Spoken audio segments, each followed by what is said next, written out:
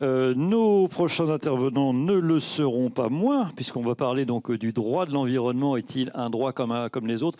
Après, il y aura une pause, hein. Je vous rassure, il y aura une pause. Mais de toute façon, vu le temps qu'il fait, on s'est dit que même d'un point de vue sanitaire, c'est beaucoup mieux que vous soyez là dans cette salle que dehors en train de crever de chaleur. Le droit de l'environnement est-il un droit comme un autre? Pascal Canfin, cher Pascal, il n'est pas encore là, Pascal. Pascal n'est pas là, il est resté sur un quai à Bruxelles ou bien, je ne sais pas, à Strasbourg. Voilà. Bon. Rémi Rouméas, notre sociologue. Venez chez Rémi, ça, je sais que vous êtes là. Et puis Corinne Lepage, que nous allons donc avoir en vidéo dans quelques instants, depuis le Gard d'ailleurs, où elle est. Donc le droit de l'environnement est-il un droit comme les autres? Ça tombe bien, je ne voulais pas commencer par Pascal Canfin, donc c'était. Oui, tranquillement. Merci beaucoup. Hein. Merci bien. Rémi, vous êtes sociologue. Vous êtes à l'université donc de Bordeaux et vous avez réalisé avec deux autres chercheurs, dont un que je vais citer parce qu'on a parlé des haies ce matin. Et Léo Magnin a écrit un très très bon bouquin aux éditions de la Découverte sur les haies. Je referme la parenthèse, il fait partie des trois chercheurs. Qu'est-ce que vous avez fait, Jean, justement, par rapport à ça? Parce qu'en fait, on se rend compte que ce droit-là... il y a quand même de la nouveauté en matière policière, quoi. Les choses, on le sent bien depuis ce matin, ça ne va pas de soi. Et pourtant, il y a des infractions qui sont extrêmement importantes, il y a un code, etc. et tout, mais l'acceptation n'est pas forcément la même. Donc là, on a besoin du regard du sociologue. Merci beaucoup de votre invitation. Vous m'entendez bien? Oui. N'hésitez pas à parler un peu plus proche. Ok, parfait. Alors, je voudrais, à propos de cette nouveauté de la police de l'environnement, je voudrais commencer par une anecdote qui m'a été racontée par un agent de l'OFB pendant les mobilisations agricoles, justement. Donc, c'est un agent qui rencontre un agriculteur qui s'était mobilisé contre l'OFB et au sortir de la manifestation, ils échangent un petit peu et l'agriculteur lui dit « Mais moi, je ne vous connaissais pas, je ne vous avais jamais croisé. » Mais on m'a dit de venir pendant cette manifestation. Donc c'est pas forcément un exemple représentatif, mais assez éclairant, je trouve, de cette méconnaissance de la police de l'environnement parmi l'agriculture. Et bon, sous-entendu, c'est le syndicat qui avait donc mobilisé ses troupes pour venir manifester devant la police de l'environnement. Et je pense que cet événement nous dit deux choses. Effectivement, c'est une police nouvelle qui est moins ancrée sur les territoires que les polices généralistes de droit commun. C'est une police qui s'est intéressée tardivement au milieu et à la protection des espèces. Si on remonte un peu en arrière, en fait, si on demande aux agents de l'OFB qui ont entre 50 et 65 ans quel était leur travail quand ils ont commencé à travailler au Conseil supérieur de la pêche dans les années 80-90 ou alors à l'Office national de la chasse et de la faune sauvage, ils vont vous dire en fait, on est entré dans le métier parce qu'on était passionné par la chasse, parce qu'on était passionné par la pêche. On était des chasseurs et des pêcheurs, on vient souvent du monde agricole et puis on a vu le métier se transformer radicalement au fur et à mesure des décennies. Et je pense qu'on connaît peu de services publics qui se sont autant transformés en si peu de temps. Donc il y a eu une montée en compétences sur le plan juridique et sur le plan judiciaire. On peut penser par exemple à la loi de 2013 et la création du statut de la qualification judiciaire d'inspecteur de l'environnement. Donc maintenant, ce sont des inspecteurs d'environnement qui font des auditions, qui savent rédiger des procès-verbaux, qui sont qualifiés sur le plan juridique. Et voilà, donc c'est un métier qui a radicalement changé, avec des profils aussi qui changent. Maintenant, les jeunes qui sont recrutés à l'OFB sont plus diplômés. Par exemple, on a parlé des BTS GPN, mais aussi des formations en master, en écologie, en géologie, etc. Donc c'est une profession qui change beaucoup. Et une police qui est nouvelle, je l'ai déjà dit. Et le deuxième enseignement qu'on peut tirer, je pense, de l'anecdote que je vous ai racontée au départ, c'est le fait que c'est une police, alors je parle de l'OFB, qui n'est pas très nombreuse sur le territoire.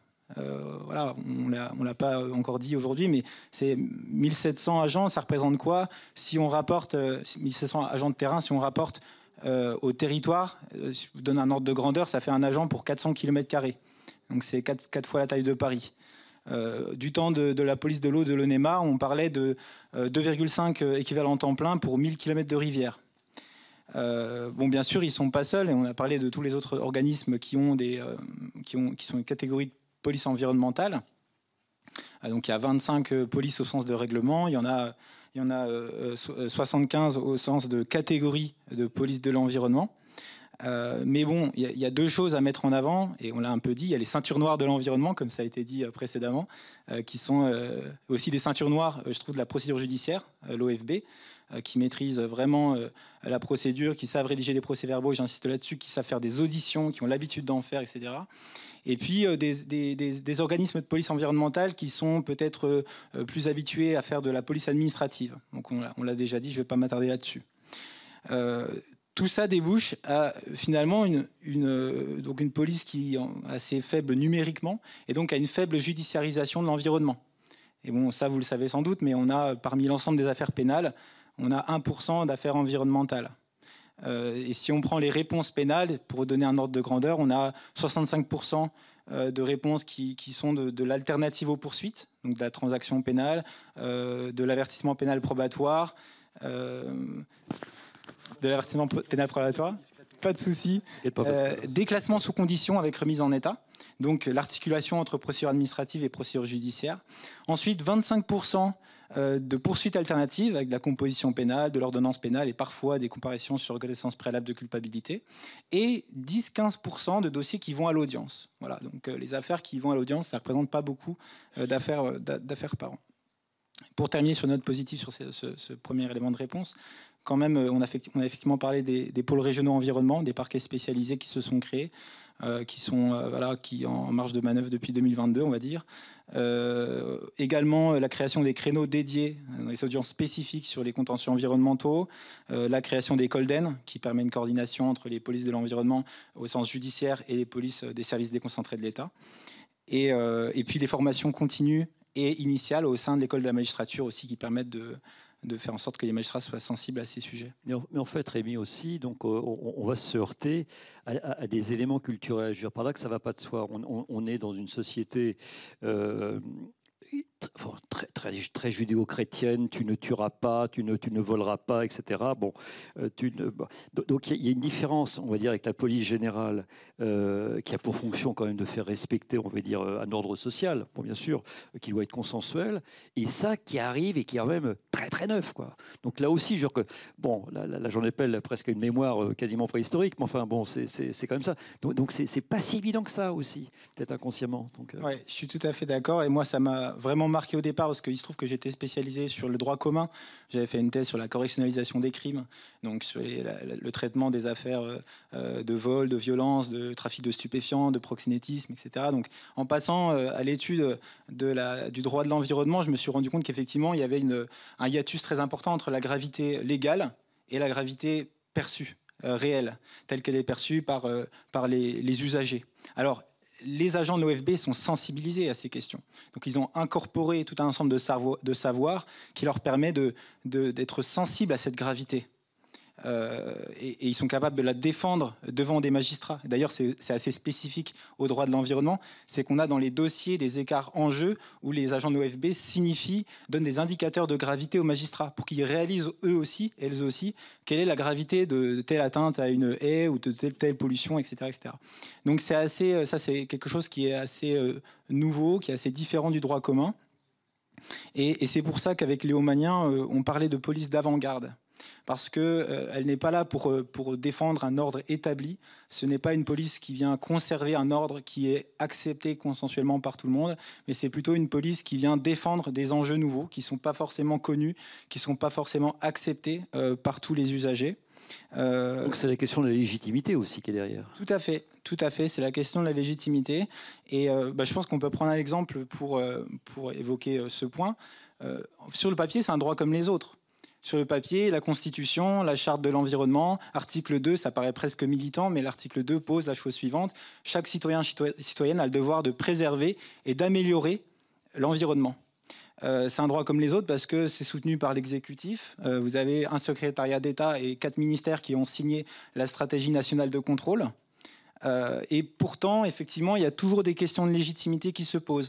Ça n'a pas été forcément dit ce matin, mais quand on interroge les agents et les chefs de service de l'OFB dans les services départementaux, il apparaît en fait assez souvent qu'ils doivent se justifier de leur existence, qu'ils doivent se justifier d'avoir des prérogatives judiciaires, de porter une arme, on l'a dit, de mener une audition, d'établir une convocation et puis de signaler des infractions au parquet. Alors, parfois, ils doivent même s'en justifier devant l'autorité administrative. Donc c'est une police effectivement qui doit défendre sa légitimité. Et quelques exemples pour illustrer cela. Ce qui est assez frappant par rapport au droit commun, aux violences, aux vols, aux violences sexuelles, etc., que j'ai évoqué précédemment, c'est que c'est une police aussi qui doit, alors que la loi est parfois ancienne, qui doit travailler à se faire accepter. Et ça, c'est quelque chose d'assez marquant. On peut parler, par exemple, du secteur forestier, de l'atteinte aux espèces protégées. On peut parler de la question des pollinisateurs dans le viticole. On peut parler des haies. C'est des enjeux sur lesquels il faut... les chefs de service vous disent, mais en fait, on va réfléchir sur 2-3 ans, se faire connaître la législation, et puis faire accepter l'idée qu'à terme, on verbalisera. Mais si on le faisait tout de suite, ça créerait trop de tensions, etc. Donc c'est une police qui doit se faire accepter. C'est pour ça aussi qu'on parle de police d'avant-garde. Alors, ça va vous rassurer, ça, monsieur. Vous voyez, donc il y a des choses comme ça qui sont... C'est pour ça que c'est intéressant, parce que d'avoir le regard du sociologue. Alors, rappelez-moi, moi j'ai adoré votre bouquin qui doit faire une centaine de pages. Vous me rappelez le titre, parce que j'étais dans le train hier, mais j'ai oublié le parce que je suis allé directement. Merci de me donner l'occasion de faire la publicité. Il est formidable. Il est formidable. Police environnementale sous contrainte. Voilà, c'était ça. Police environnementale sous contrainte. Ah, ça y est, c'était... Qu'est-ce que c'est? Ah ben oui. Malheureusement, oui, je n'ai qu'un exemplaire dans mon sac, donc je ne vais pas pouvoir... Eh ben, vous pouvez vous le procurer. Police environnementale, là, vous aurez absolument tout, et c'est très bien avec le recul absolument nécessaire. Je reviendrai sur les questions de pédagogie. Notre ami Pascal va intervenir dans quelques instants. Corinne Lepage, chère Corinne Lepage, voilà. Alors Corinne, où êtes-vous? Oui, bonjour à vous. Donc avocate, ancienne ministre de l'Environnement. Je ne vous présente pas Pascal Canfin, etc. Et nos amis. Bonjour Pascal. Ici, bien sûr. Donc, donc merci d'être avec nous, Corinne Lepage. Alors ce droit de l'environnement, moi je reprends tout simplement le titre. Est-il un droit comme les autres? Ça a déjà commencé à être abordé par Rémi. Je vous en prie. Merci beaucoup, Denis. Je vais avoir, si vous m'y autorisez, une réponse de Normand.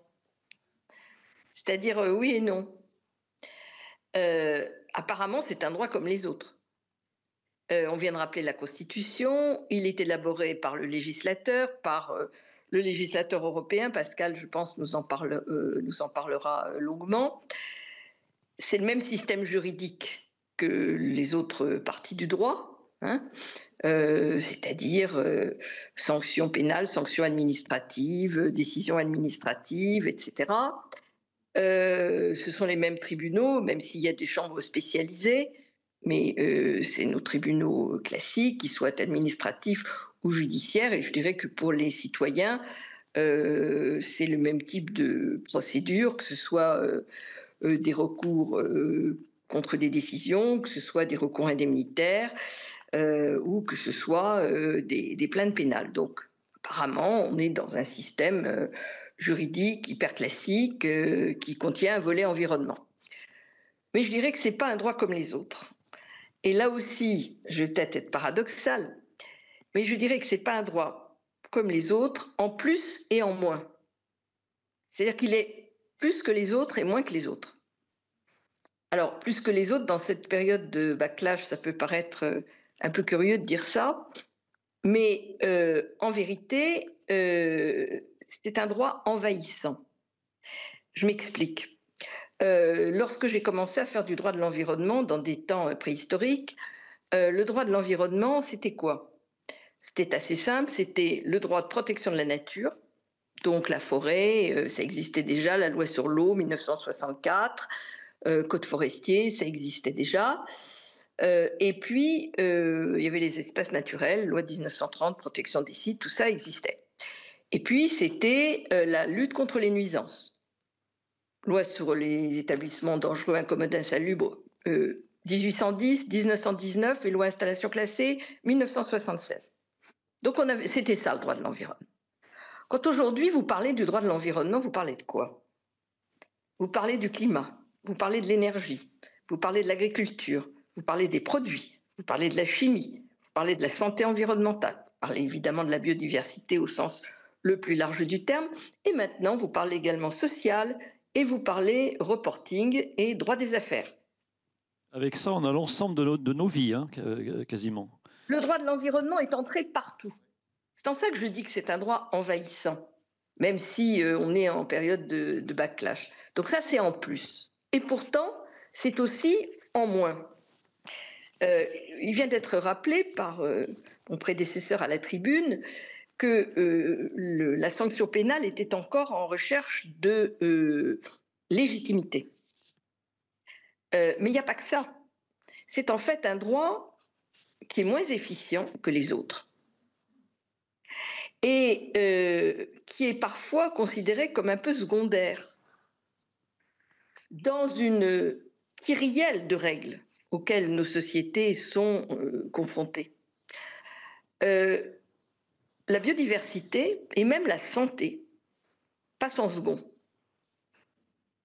C'est moins important que le développement économique de telle région, le maintien de l'emploi dans telle entreprise, l'activité économique de tel système. Et donc, en fait, c'est un droit qui bute en termes d'efficience. Il va buter sur les collectivités, il va buter sur l'État aussi. Il va buter sur tout ce qu'on peut imaginer. Il va d'abord, quand une collectivité publique ne veut pas exécuter, elle n'exécute pas. Je donne l'exemple bien connu, je pense que dans l'assistance, beaucoup de gens connaissent, qui est du contournement de Bénac. Ça, en Dordogne, oui. Voilà, dans une magnifique vallée où le Conseil d'État a annulé un projet de contournement, où le président du Conseil général a décidé qu'il n'exécuterait pas cet arrêt. Et donc, il y a 4 piles de ponts qui sont toujours là. Il y a des astreintes qui sont prononcées très régulièrement par la Cour d'appel, mais ça n'a pas beaucoup d'importance. Il y a des obstacles de plus en plus nombreux en termes de procédures administratives en particulier. C'est-à-dire qu'on a, depuis une dizaine d'années, tout est beaucoup plus difficile, la recevabilité est beaucoup plus difficile. Il y a des règles de procédure que les associations ou les particuliers ne connaissent pas, donc qui rendent les procédures beaucoup plus complexes. Il y a la possibilité de régulariser une décision qui est illégale. C'est-à-dire, on dit, ben voilà, votre étude d'impact, ça ne va pas, mais vous avez 6 mois pour la faire bien. Et dans 6 mois, ben, vous pourrez faire vos travaux. Ça, c'est pour l'administratif. Ensuite, il y a le pénal. Alors, le pénal, on pourrait se réjouir. On pourrait dire, et je pense que Pascal va en parler, il y a une directive européenne en 2024 qui est très renforcée par rapport à la directive de 2008, qui a eu à peu près un effet zéro, nul, rien. Il y a une nouvelle convention au niveau du Conseil de l'Europe qui a été votée sur le droit pénal. Et nos textes sont remplis de sanctions pénales. Avec une difficulté que les magistrats soulignent très souvent, qui est que c'est un droit très dispersé. Il ne faut pas croire que tout est dans le Code de l'environnement, ce serait trop facile. Même si le Code de l'environnement fait commenter, que nous venons de recommenter, fait 3500 pages, hein, avec les commentaires. Vous avez des sanctions pénales dans le Code forestier, vous en avez dans le Code rural, vous en avez dans le Code de la santé publique, vous en avez dans le Code de la consommation, etc. etc. Donc c'est un droit qui est très complexe, que les magistrats connaissent mal, parce que c'est un droit qui est très spécifique. Et par conséquent, même s'il faut noter la constitution des pôles régionaux dont vous avez parlé tout à l'heure, qui est quelque chose d'important, des pôles santé-environnement, il n'y a pas de moyens supplémentaires. Donc en réalité, vous habillez Paul en déshabillant Jacques, et quand un chef de juridiction a à choisir entre mettre des magistrats sur la répression de la drogue, du narcotrafic, ou des viols, ou en mettre sur la protection de la biodiversité, ça devient compliqué. Voilà, c'est pour ça que, à mon sens, c'est pas le même droit. C'est oui et non à la question que vous m'avez posée. C'est-à-dire que dans certains cas, Corinne Lepage, on va se rendre compte que on va avoir plus de répression aussi. Là j'inverse la chose. Sur l'aigle de Bonelli, espèce rare, hein, merveilleux rapace, etc., du sud de la France. Il parle très peu le ch'ti, celui-là. Donc sur l'aigle de Bonelli, qu'effectivement sur des produits toxiques qui peuvent être dangereux. Enfin, je grossis un peu le trait, mais oui, on voit ça aussi. C'est vrai. Il y a ça aussi. Il y a ça aussi parce que alors l'aigle de Bonelli, il ne va pas gêner grand monde, en fait. voyez, bon, ça peut gêner dans l'installation de quelques panneaux solaires à des endroits où il ne faut pas le mettre parce qu'il y a des aigues de Bonelli. Bon, j'ai vu le cas, donc c'est pour ça que je peux le citer. Mais quand on voit la manière, la difficulté qu'il y a dans la répression de produits, de l'usage de produits toxiques, dans la pollution des eaux, le temps qu'il faut pour avoir des expertises qui établissent que, etc. Le fait Et que pourtant, l'eau que vous connaissez, c'est quand même plutôt bien cadré par rapport à c'est très d'autres. cadré. C'est ce qui est le droit pénal de l'eau, c'est ce qui est le mieux fait dans notre droit parce qu'il est ancien. Il y a un vieil article du Code rural qui était le 434.1, maintenant je ne sais plus quel est son numéro, mais peu importe, qui marche très bien. C'est quasiment un délit matériel, donc ça marche, c'est très facile. Pollution de l'air, il n'y a quasiment pas de répression. Sur le sol, ça n'existe pas non Zéro. plus. Alors, sur les sols, Pascal en parlera plus doctement que moi, mais lorsque j'étais député européen, ce qui remonte quand même à il y a 15 ans, je m'étais battue pour qu'il y ait une directive sol qu'on n'a pas eue à l'époque, parce que les Français et les Allemands n'en voulaient pas, et pour des raisons opposées. C'est-à-dire que les Allemands étaient très en avance sur le sujet, voulaient un texte très rigoureux, et les Français ne voulaient surtout pas que ce soit rigoureux. Donc on a abandonné l'idée des sols. Voilà. C'est très compliqué, hein, parce que c'est un sujet qui est inflammable, qui met en cause quasiment tous les domaines de l'activité économique. Et donc les équilibres à trouver, Pascal en parlera beaucoup mieux que moi, c'est très très difficile. Je ne sais pas si vous pouvez rester avec nous. Enfin, c'est peut-être pas sûr, mais en tout cas, les messages principaux, chère Corinne, sont passés. En tout cas, on vous remercie de tout cœur. Pascal Canfin, mais je vous en prie, vraiment. Pascal Canfin, bon, il y a plus rien à dire sur son engagement, on va dire, sur ces sujets depuis qu'il est tout petit. Donc aujourd'hui, coordinateur pour la commission environnement, groupe Renew, pour le côté européen. On rappelle juste quand même, nos amis le savent, mais quand même, ce fameux droit européen, on va dire que 80% à peu près de nos textes de loi émanent de ce qui s'est passé au niveau européen, quoi. Ils émanent de différentes directives, européennes. Bonjour. C'est bon, c'est bon, ça ouais. parfait. Ouais, c'est parfait, Pascal.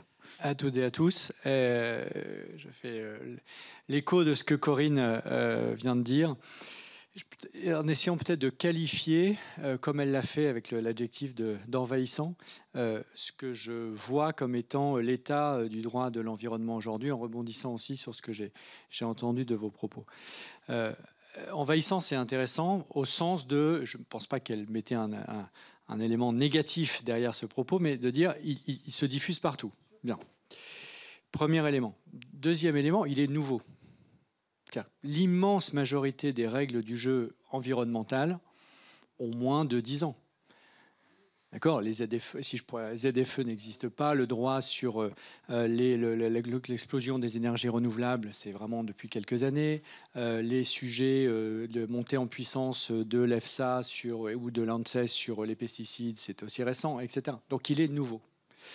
À partir du moment où il est nouveau, il est, vous l'avez dit, peu connu, il a un sujet de légitimité, il a un sujet de jurisprudence, etc. Troisième élément, il est complexe. Il est complexe pour deux raisons. Il est complexe parce que les objectifs que l'on poursuit sont parfois contradictoires entre eux. Et oui, sur la nouveauté, je voulais juste dire à Corinne que la bonne nouvelle, c'est que nous avons, ça y est, une directive sur les sols. Le combat qu'elle avait mené il y a 15 ans vient d'aboutir même dans cette période de backlash. Je pense qu'on reviendra peut-être au-delà de l'aspect purement juridique, sur l'aspect politique, évidemment, parce qu'il y a des choses qui continuent d'avancer. Donc, tout ça est nouveau. Tout ça est complexe parce que parfois, c'est contradictoire. C'est contradictoire parce que parfois, il y a des tensions à l'intérieur même du droit de l'environnement, des objectifs environnementaux.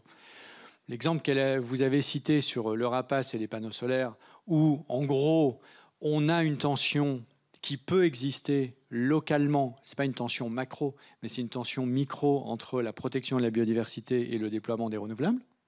Et donc la question de qu'est-ce que je donne comme permis, à quelle vitesse je vais, qu'est-ce que je donne comme droit de bloquer un projet, ou au contraire, je me dis il faut absolument se passer du pétrole très vite, il y a urgence climatique, donc on y va, et tant pis pour l'espèce X. c'est extrêmement difficile d'arbitrer, extrêmement difficile. Et pourtant, dans le droit européen, c'est pareil pour le droit français, mais en l'occurrence pour le droit européen, on a été amené, après l'invasion de l'Ukraine par la Russie et la volonté d'accélérer fortement sur les énergies renouvelables en Europe, pour atteindre plus de 40% de notre production d'énergie à partir de renouvelables, eh bien on a été amené à simplifier, autant dire supprimer, un certain nombre d'étapes et donc de possibilités de protection de telle ou telle espèce ou de recours. Je sais qu'il y a des ONG qui sont contre, il y a des ONG qui sont pour, et à l'intérieur des ONG, je trouve que j'en ai dirigé une, vous avez des équipes qui se regardent la biodive et qui sont contre, et vous avez des équipes qui regardent les énergies et qui sont pour. Bon. Donc ça nous traverse tous parce qu'on a un enjeu de tension intérieure. Et donc c'est le rôle du politique d'arbitrer cette tension. Puis on a un deuxième élément de complexité, c'est que ce droit de l'environnement, au fond, il ne vient pas décrire quelque chose de statique. Il vient décrire comment on capture dans le droit une évolution qui mène, par exemple, à la neutralité climat 2050 au respect de l'accord de Paris, ou qui mène à la réduction des pesticides en X années, ou qui mène à d'autres objectifs qui ne sont pas en statique, mais qui sont en dynamique. Et alors faire du droit statique, c'est parfois déjà compliqué, mais alors faire du droit dynamique qui impose, par exemple, d'évaluer si une entreprise a un plan de transition climat aligné avec l'accord de Paris, je peux vous dire que les entreprises détestent ça, et moi je le pousse vachement, mais elles détestent ça parce que ça crée un risque de contentieux, puisque qui est le juge qui va dire alors le modèle économique A est aligné avec l'accord de Paris qui lui-même a plusieurs objectifs et le modèle économique B ne l'est pas. Et donc là vous avez deux options, soit vous dites en fait je donne la main à la jurisprudence et on verra bien ce qui se passe, et donc ça crée une incertitude énorme, assez radicale pour une entreprise qui est problématique pour les investisseurs. Et de l'autre côté, vous avez eu la logique de dire je fais rien, parce que de toute façon, c'est trop compliqué, donc autant pas se lancer là-dedans. Sauf que quand vous êtes un investisseur, vous avez besoin de savoir, je crois que c'est vous qui employez le mot reporting, ou c'est Corinne, je ne sais plus, je crois que c'est toi, vous avez besoin de savoir, quand vous mettez vos billes dans une entreprise, où elle va du point de vue climatique. Donc ça veut dire qu'elle doit vous donner des informations. Mais ça ne veut pas dire que forcément toutes ces informations doivent être publiques, parce que dedans, il peut y avoir du secret des affaires. Ou il y a des éléments qui sont engageants juridiquement, mais d'autres qui ne peuvent pas l'engager, puisqu'en fait, ça dépend d'autres. Vous dites, je veux passer 100% ma chaîne logistique je sais pas moi, au camion zéro émission. Ah, mais il n'y a pas de borne, donc il n'y a pas de camion, donc je ne peux pas le faire. Et donc c'est pour ça que c'est extrêmement complexe, ce droit de l'environnement, parce que c'est une matière nouvelle, vivante, et qui en plus est profondément dynamique parce que ça vient capturer une évolution, ça ne vient pas capturer une image, ça vient capturer une photo qui est une photo d'aller vers un modèle plus soutenable, pour faire ça extrêmement simple. Donc ça, c'est un travail me semble-t-il, je ne suis pas juriste, ce n'est pas mon histoire personnelle, mais je pense que c'est extrêmement compliqué. Et c'est pour ça que je conclue, et je conclue là-dessus, c'est qu'il faut faire ce droit, et le pacte vert en Europe, c'est 75 lois. 75 lois. Quand on a commencé le pacte vert en 2019, on a commencé, puis on a tiré un fil, puis ensuite 2 fils, puis ensuite 3 fils, puis 4 fils. Etc. Or, si vous voulez faire un changement systémique, si vous voulez faire un changement envahissant, pour reprendre le terme de Corinne. Parce qu'à un moment, il faut une masse critique quand même, il faut que ça puisse fonctionner. Exactement. Si vous voulez aller chercher du changement systémique, ce qui est exactement ce qu'on va chercher, on ne va pas chercher le problème environnemental, il n'est pas local, cosmétique, sectoriel, particulier, il est systémique. Il faut donc connecter des points. Et connecter ces points, à chaque fois que vous ouvrez un tiroir, dedans, il y a un autre tiroir. Je vous prends un exemple, celui des voitures. Vous savez, vous connaissez forcément la règle européenne sur l'interdiction de vente des voitures non zéro émission en 2035. On prend cette règle. Mais après, vous dites, pour que ça marche, il faut qu'il y ait des bornes. Donc, on va obliger les États membres à mettre des bornes. Puis après, vous dites, bon, c'est bien qu'il y ait des bornes, mais encore faut-il qu'il y ait de l'énergie renouvelable ou nucléaire. En France, c'est le cas, mais dans d'autres pays, c'est évidemment pas le cas. Donc, c'est essentiellement les renouvelables qui se développent pour que l'énergie qui serve à faire rouler les voitures soit décarbonée. Donc, c'est le texte sur les renouvelables. Puis, il faut aussi que les batteries, elles viennent plutôt d'Europe, parce que si elles viennent toutes de Chine, le gain environnemental est limite. Donc, vous créez une industrie européenne de la batterie, et donc, vous créez des règles du jeu. Et par exemple, vous mettez des règles sur le devoir de vigilance pour faire en sorte que vous donniez un avantage aux batteries européennes par rapport aux batteries chinoises. Et puis, ces usines de batteries, il faut les mettre quelque part. L'usine de Vercors, près de Dunkerque, parce que ça parle le ch'ti, voilà. 18 fois Notre-Dame de Paris. 18 fois Notre-Dame de Paris. Il faut bien le mettre quelque part. Bon, etc., etc., etc. Et donc, je n'ai pris qu'un seul texte, un seul. Déjà, j'ai tiré 5-6 fils qui font qu'à la fin, j'ai 10 lois qui sont concernées pour que ça marche. Sinon, j'ai un blocage en permanence, quelque part. Donc, c'est pour ça que c'est extrêmement compliqué et c'est pour ça que je pense qu'il faut du droit à l'environnement. Évidemment, je suis moi-même, et on me le reproche parfois, producteur de ce droit du pacte vert. Mais le fond de l'affaire, c'est qu'une fois qu'on a fixé les règles du jeu, le cœur du sujet, c'est l'écologie du contrat. C'est que si on n'a pas de contrat dans la société pour répartir les risques, répartir les investissements, répartir ce que chacun va faire et l'effort ou la contribution de chacun, si je raisonne en termes économiques, l'offre et la demande. Si vous avez des gens qui investissent pour faire une offre mais qu'il n'y a pas de demande, il ne se passe rien. Et si vous avez des gens qui sont prêts à acheter mais qu'il n'y a pas d'offre, il ne se passe rien. Comment on organise tout ça? Et là, on dépasse la logique purement juridique, parce que si on en reste à une pure logique juridique qui consisterait à penser que le cœur de la théorie du changement, c'est d'avoir les bonnes règles du jeu et le reste suivra, je pense qu'on échouera. Et je pense que le cœur, maintenant qu'on a à peu près les bonnes règles du jeu, on peut toujours discuter du détail, mais on a à peu près les bonnes règles du jeu, le cœur du sujet, c'est la mise en œuvre. C'est la mise en œuvre de ce droit. Et la mise en œuvre de ce droit, on est à un moment où, si je prends un tout petit peu de recul historique, la dernière très grande transformation du système économique dans lequel on est, des sociétés capitalistes et économie de marché. La dernière très grande changement, c'est l'État-providence. C'est pour moi la transition écologique dans son côté systémique. Je ne parle pas de la mesure A ou de la mesure B, mais dans son côté systémique, c'est l'équivalent en termes de transformation profonde de ce qu'on a fait avec l'État-providence. Ça a mis 50 ans, fin du 19e siècle, 1945. On l'a fait. Donc on doit être capable de le faire. Mais l'État-providence, on l'a négocié. C'est des règles très précises. C'est du droit. Il y a du droit des pensions, il y a du droit de l'assurance maladie, il y a du droit de l'assurance chômage, il y a du droit externe, il y a du droit. Mais il y a de la négociation. Or, il n'y a pas de lieu, ni en France, ni en Europe, il n'y a pas de lieu de négociation. Je ne parle pas de concertation. De concertation, il y en a beaucoup, entre guillemets, trop, sans doute. Ce qui est certain, c'est qu'il n'y a pas de lieu de négociation de la transition écologique. Prenons la transition agricole. Où est le lieu où ça se négocie? Prenez les haies, je crois que vous disiez les haies. Le droit des haies, ça, c'est du droit rural, c'est du droit de l'environnement. Si vous avez 4 droits ou 5 droits qui se superposent de manière incompréhensible. Où est-ce qu'on négocie? Qui partage, qui va investir, qui touche, quel est le modèle économique, qui touche le return, enfin le retour sur investissement, etc., etc. Il faut le négocier. Si on ne le négocie pas, on aura du droit, et il vaut mieux avoir du droit que pas de droit, mais je ne suis pas sûr qu'on gagne la bataille de la transformation à l'échelle de ce qu'on doit réussir. Alors donc évidemment, non mais merci beaucoup parce que c'est quand même, voilà, on est aussi au cœur du réacteur. Donc une aire géographique qui doit être indispensable pour un effet de bascule. Après effectivement le sujet de droit et la fabrique donc du droit européen dont vous nous avez donc parlé, et puis aussi donc de la négo inévitablement avec, on imagine bien avec le soutien d'un monde économique. Enfin sinon ça passe pas quoi. Donc Le monde économique, il n'y a pas un monde économique. Et il y a un monde économique, une partie du monde économique très progressiste, il y a une partie du monde économique très conservatrice. Ouais, d'accord. Il y a des entreprises qui ont les technologies, il y a des entreprises qui n'ont pas les technologies. Il y a des entreprises qui se voient comme les gagnants, des entreprises qui se voient comme les perdants. Donc, il n'y a pas un monde économique. On a des alliés sur cette transformation dans le monde économique, et puis on a des adversaires qui sont les perdants de cette affaire et qui ont des rentes aujourd'hui. Et ces rentes, la transformation écologique les attaque progressivement.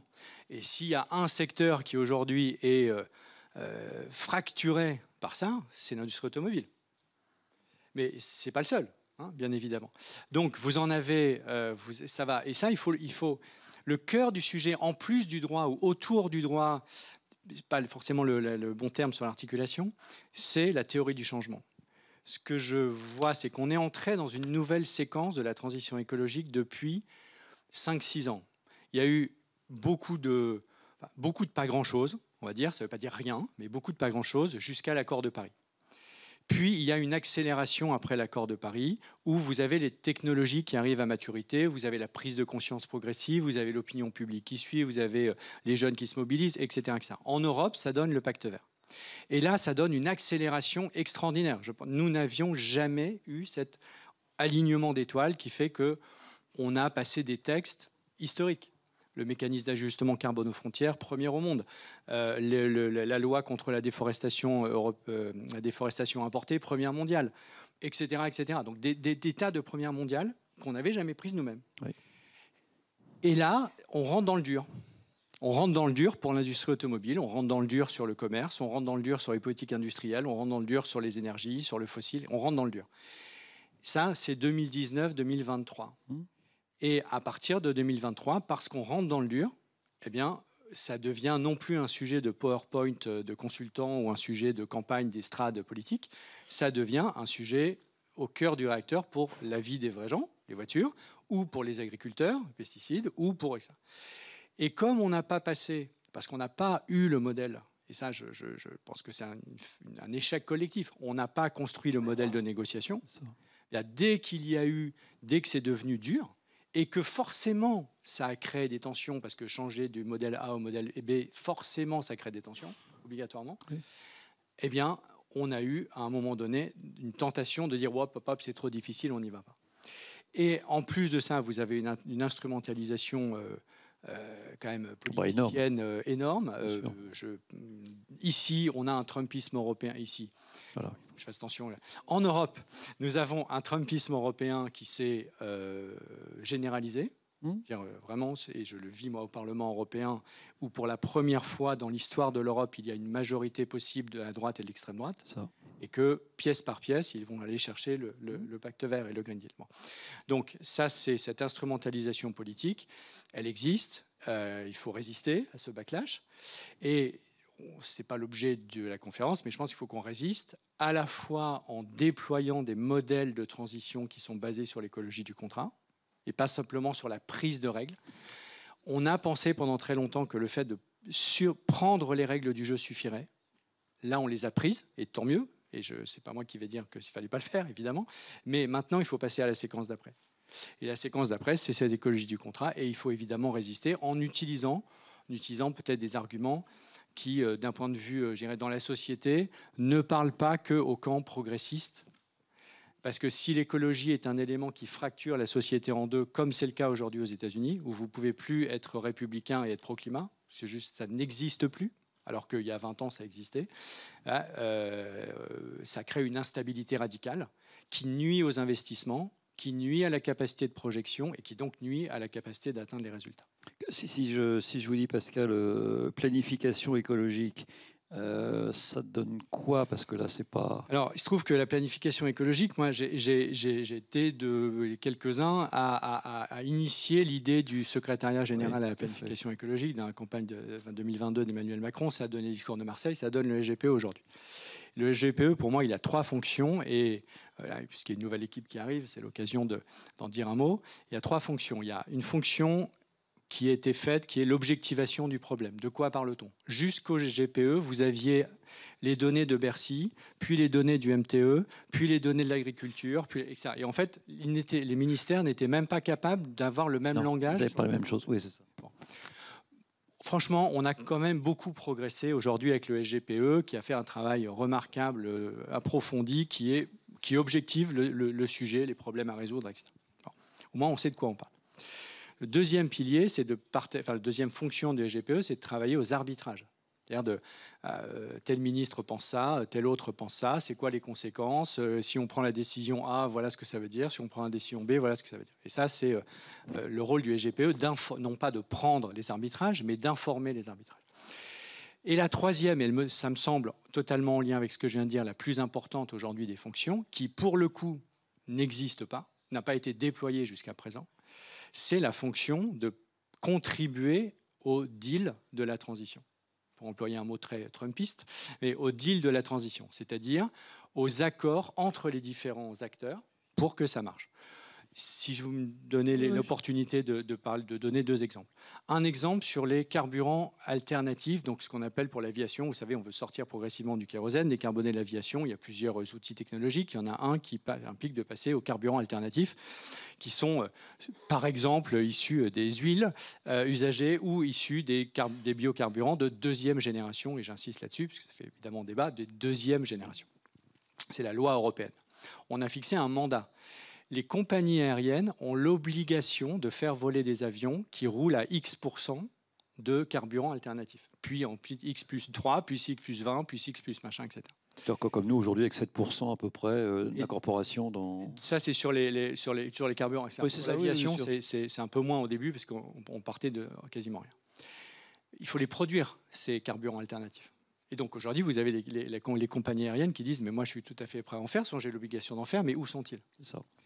Et donc, il faut créer une nouvelle filière qui doit trouver les points d'appui dans le monde agricole. Il faut que ce soit des nouveaux revenus pour les agriculteurs, mais qui ne doit pas évidemment entrer en concurrence avec la sécurité alimentaire. Voler ou nourrir, il faut choisir. Et qui ne doit pas non plus...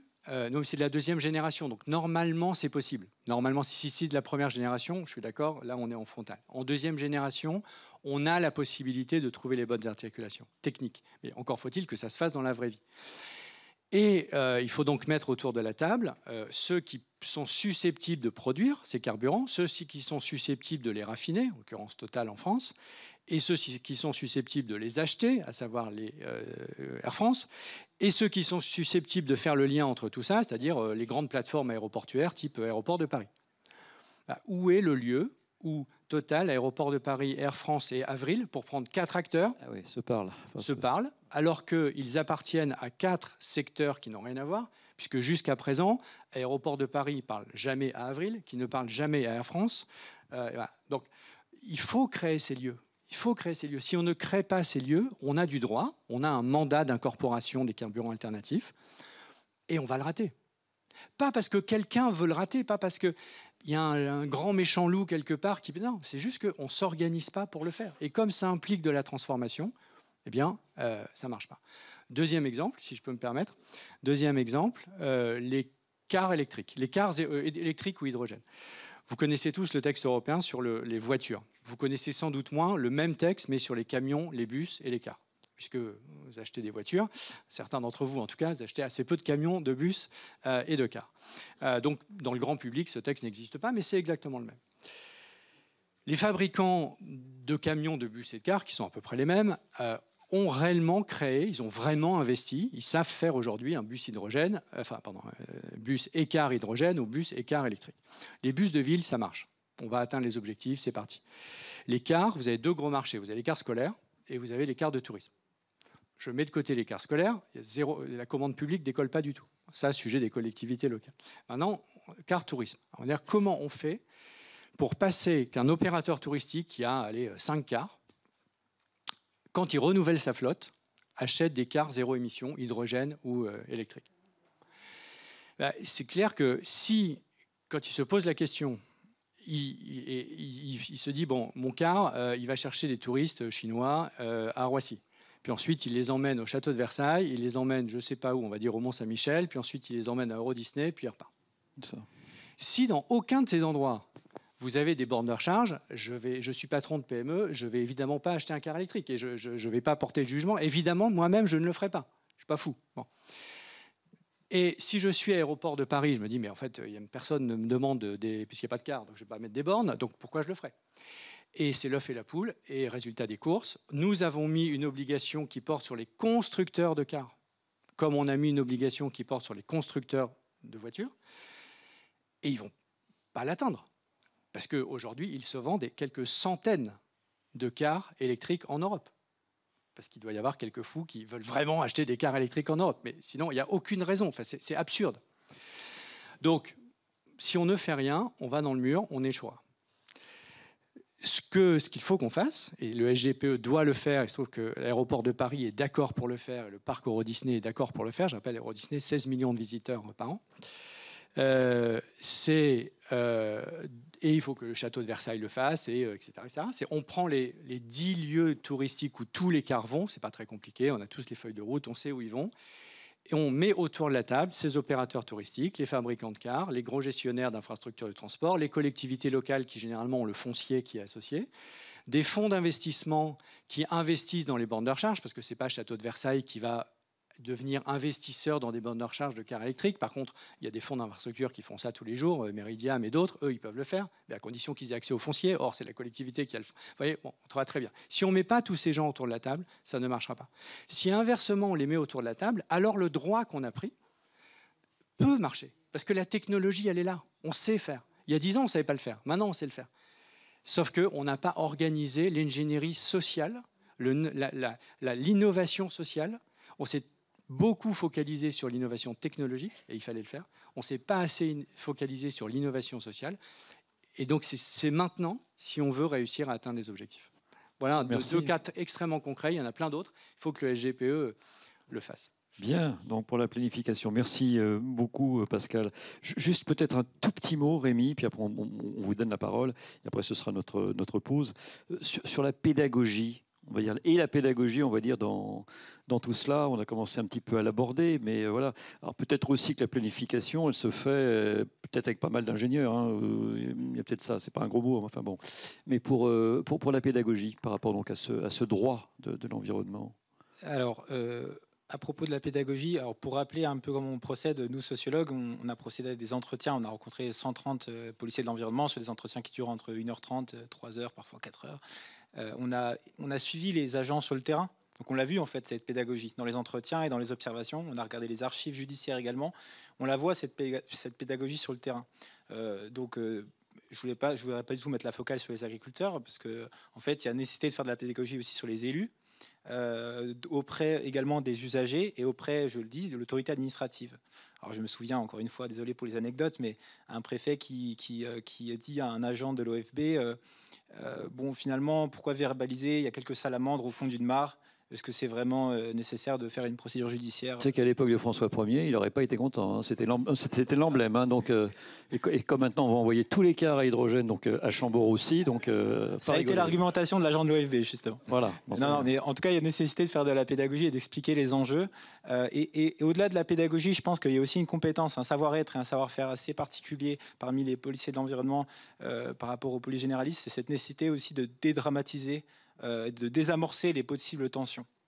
Parce qu'en fait, ils ont presque tendance, je dirais, à l'oublier, mais ils considèrent que c'est normal d'arriver sur un contrôle et d'avoir des gens élus, entreprises, usagers, simples particuliers, agriculteurs qui disent « mais pourquoi vous venez m'embêter ? Pourquoi vous venez m'emmerder pour ce que j'ai fait finalement? Est-ce que vous n'avez pas mieux à faire, etc. » Donc ils ont vraiment une formation poussée pour apprendre à désamorcer et à faire comprendre, faire passer les enjeux et faire preuve de pédagogie. La pédagogie, elle est nécessaire parce que c'est un droit qui est complexe. Alors, on l'a dit à plusieurs reprises, donc je ne vais pas m'attarder là-dessus. Mais simplement, 3 couches de complexité, je pense. Premièrement, le fait qu'on ait affaire souvent à des entreprises. Alors ça rapproche le droit de l'environnement du droit économique et financier. C'est un contentieux qui va être jugé technique par les professionnels et qui d'ailleurs va souvent être rangé au sein de la même spécialité. Les magistrats feront ECOFI, environnement. Le fait d'avoir affaire à des entreprises, ça suppose en fait beaucoup de compétences techniques. Comment fonctionnent les entreprises? Quelles sont les pratiques économiques à l'œuvre? Donc ça, c'est un premier enjeu de complexité. Le second enjeu, on a parlé, les codes qui sont dispersés, les législations qui sont illisibles, etc. Ça demande beaucoup de compétences. Sur le plan juridique, je dirais que ce qui est intéressant, c'est de mettre en avant la complexité de caractériser l'intentionnalité, l'élément moral de l'infraction. On en a déjà parlé, mais il y a 2 choses. Déjà, le manque de connaissance parfois de la législation environnementale, et puis aussi qu'on est face à des infractions où il y a, on va dire, rarement une intention gratuite de nuire. Pour reprendre un peu le vocabulaire de pénaliste, on est plutôt sur des arbitrages entre des intérêts économiques et la protection de l'environnement. Donc ça rend aussi plus difficile l'action judiciaire qui doit prendre en compte cette articulation entre les intérêts économiques et les intérêts de l'environnement. Et le dernier point sur lequel je voudrais venir, c'est la complexité liée au savoir écologique. C'est-à-dire que, je le disais, les policiers d'environnement sont extrêmement compétents sur ces sujets, doivent sensibiliser les magistrats à ces questions. Donc, ils ont incorporé tout un ensemble de savoirs qui ne vont pas de soi. Et en fait, en matière de traitement, de prise en charge judiciaire, d'infraction, d'atteinte aux biens ou d'atteinte aux personnes, ça ne veut pas dire qu'il n'y a pas des enjeux de complexité, mais souvent, c'est des choses qui sont mieux comprises. Le sens commun permet de traiter ces affaires avec plus de facilité qu'en matière environnementale. Et un petit point pour montrer que c'est technique, il y a 30% de classement sans suite en matière environnementale contre 17% en matière de droit commun. Donc il y a quand même une difficulté peut-être plus importante à caractériser ces infractions. Et je terminerai là-dessus. Oui. Quand même, ce qui m'a fasciné quand je suis passé sur l'étude du droit de l'environnement et plus précisément des polices de l'environnement, c'est cette importance accordée à la connaissance. Alors, une partie effectivement des missions de l'OFB, c'est de produire de la connaissance. Et en fait, sans cette connaissance, justement, en raison de cette complexité du droit de l'environnement, on ne peut pas repérer une infraction, on ne peut pas la voir, on ne peut pas la caractériser, on ne peut pas donc rédiger des procès-verbaux et transmettre éventuellement à l'autorité judiciaire. Donc ça veut dire que ces policiers doivent à la fois toujours se renseigner, voire parfois faire des revues de littérature sur des sujets scientifiques, lire des articles pour être au fait de la réglementation sur les haies, effectivement, qui est très complexe, faire des inventaires auprès des haies pour relever des espèces protégées, pour pouvoir éventuellement caractériser des infractions futures. Donc ça demande vraiment un travail de connaissance en appui de la caractérisation judiciaire. Puis je vais faire un tout petit peu de teasing là, sur votre livre Police environnementale sous contrainte. Il y a aussi, parce que ça on va pas avoir le temps de l'aborder, la question de la rentabilité du coût passé par rapport à une infraction. Est-ce que c'est intéressant financièrement aussi donc pour des entreprises, on va dire, de la commettre? Bon, je sais que je vais y aller, mais regardez-moi, camarade avocat, et dites-moi combien ça pourrait me coûter, etc. Donc ça se joue aussi dedans. On a aussi la remise en état le